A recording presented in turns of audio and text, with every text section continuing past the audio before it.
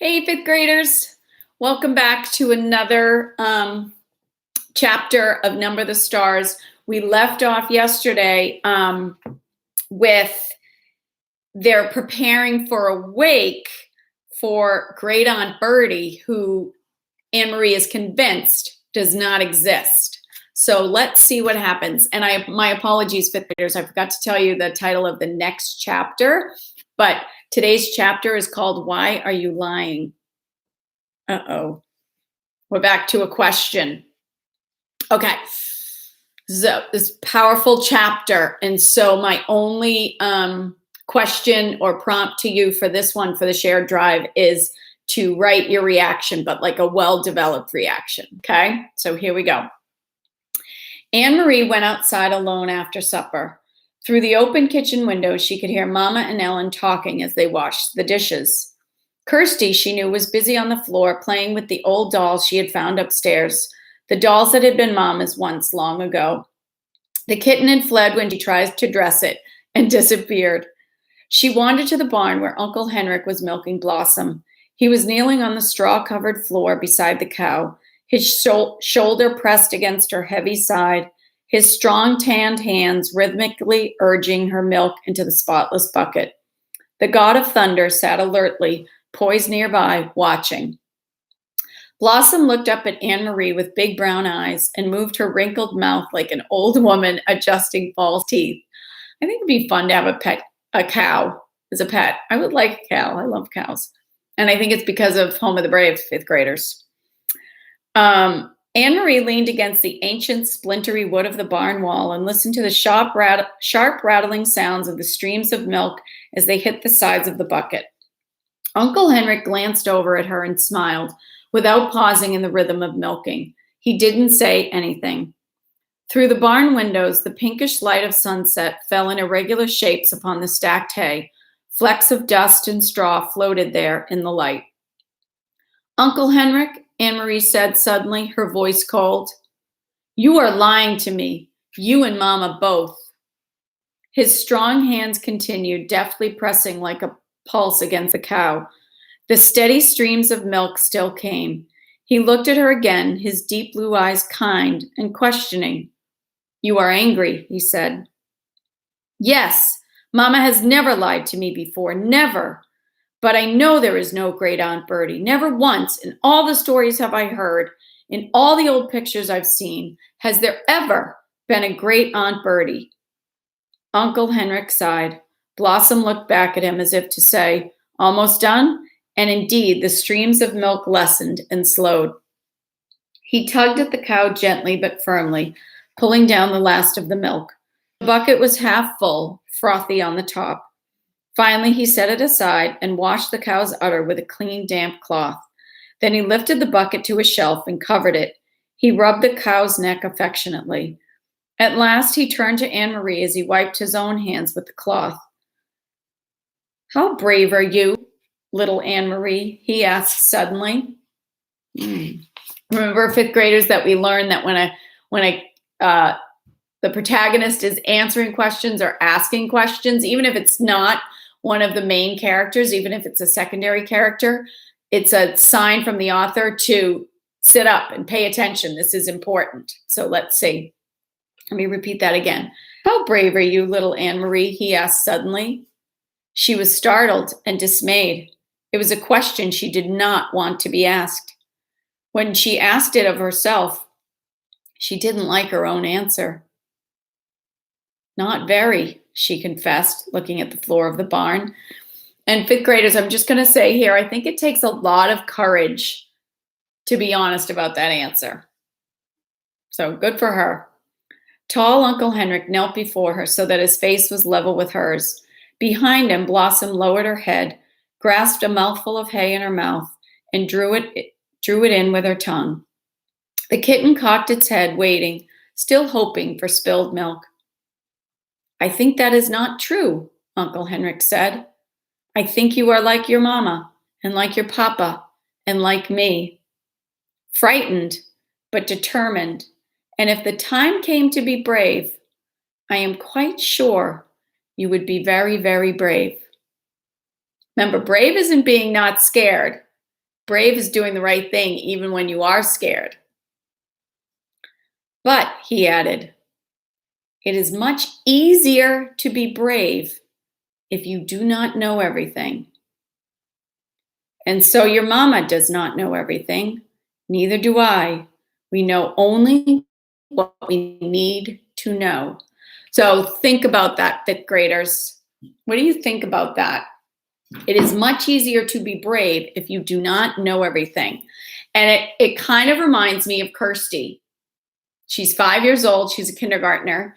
And when she met those soldiers on the street and was so sassy to them, she didn't know the danger, right? And she was brave. She was herself. She was sassy. So you can let me know your thoughts about that. If it's easier to be brave when you don't know everything. What does he mean by that? And what do you think it means? And do you think it's true? Do you understand what I'm saying? He asked, looking into her eyes. Anne-Marie frowned. She wasn't sure. What did bravery mean? She had been very frightened the day not long ago, though now it seemed far in the past, when the soldier had stopped her on the street and asked questions in his rough voice. And she had not known everything then.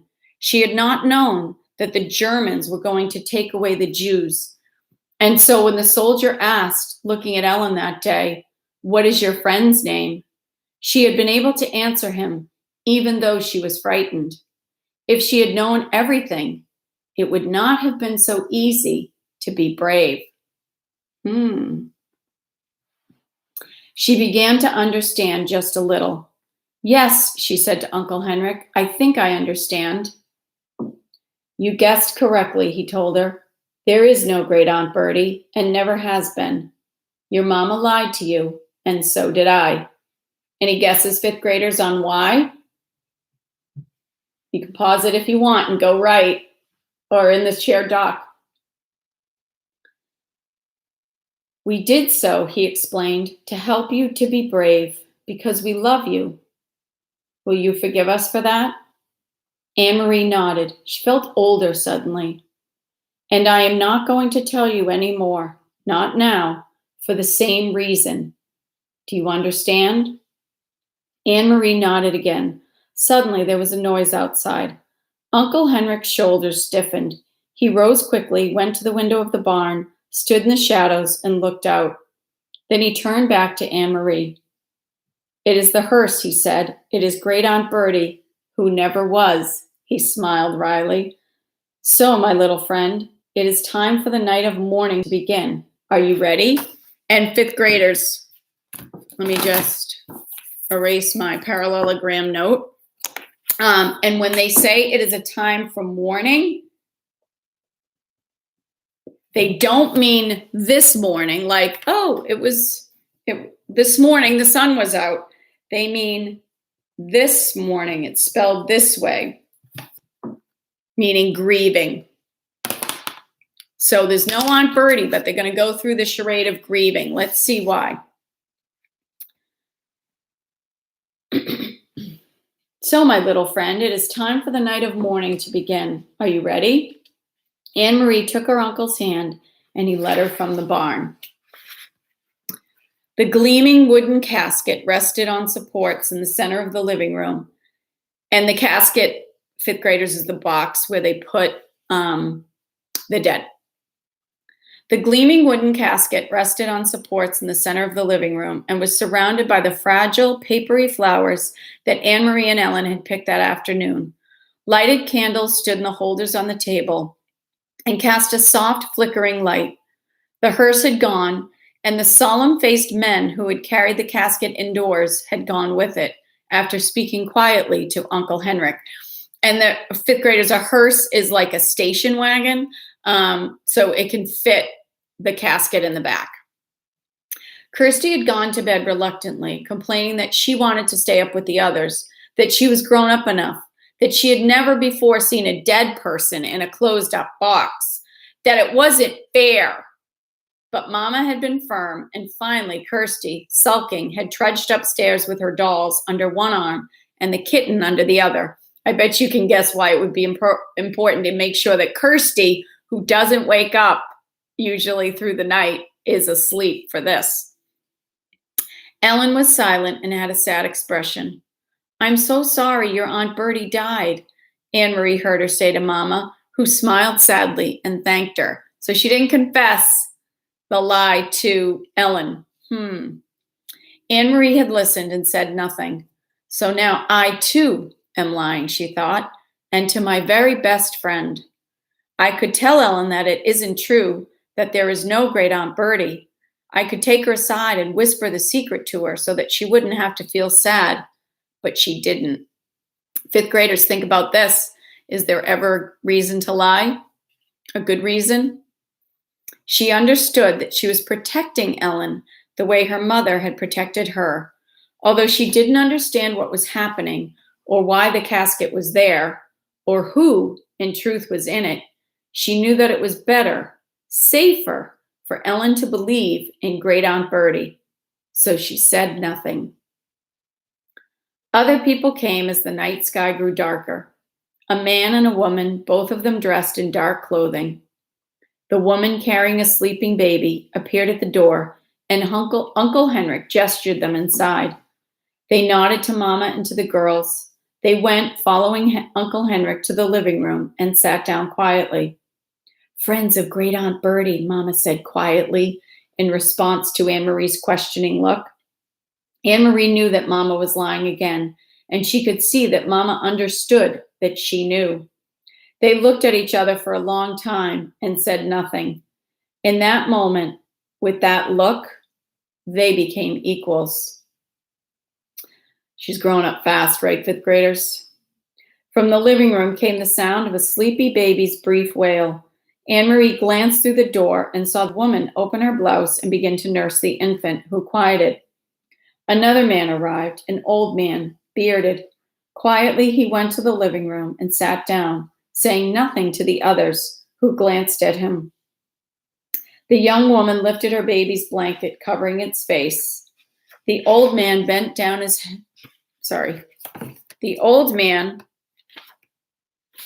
head forward and closed his eyes as if he were praying. His mouth moved silently, forming words that no one could hear. Anne Marie stood in the doorway watching the mourners as they sat in the candlelit room. Then she turned back to the kitchen and began to help Ellen and Mama as they prepared food. In Copenhagen, she remembered, when Lise died, friends had come to their apartment every evening. All of them had brought food so that Mama wouldn't need to cook. Why hadn't these people brought food? Why didn't they talk? In Copenhagen, even though the talk was sad, people had spoken softly to one another and to Mama and Papa. They had talked about Lise, remembering happier times. Fifth graders, usually in a Christian wake, everybody would be up, moving around, talking, sharing stories about the person that had passed away.